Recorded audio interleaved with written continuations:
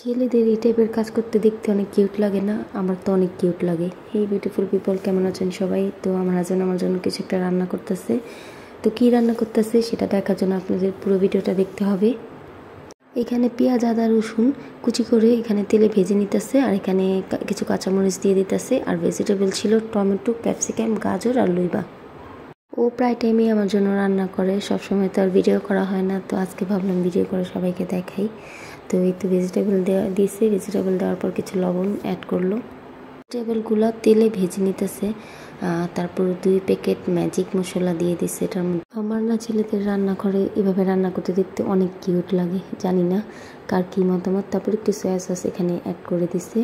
Soya sauce দেওয়ার পর অনেকেই হয়তো বুঝে যেতেছেন এটা কী রান্না করতে পারে না, এটা ফ্রাইড রাইস না।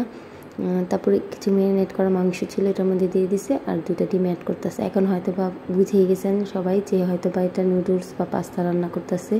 তারপরে এই তো কিছু টমেটো সস অ্যাড করলো, আর এই তো পাস্তা। আমার অনেক পাস্তা খাওয়ার ক্রেভিং করতেছিল, আর বাইরে যেতে ইচ্ছে করতেছিল না, তো সে বলতেছিল তো চলো আজকে তোমাকে আমি রান্না করে খাওয়াই। যে বলা সেই কাজ।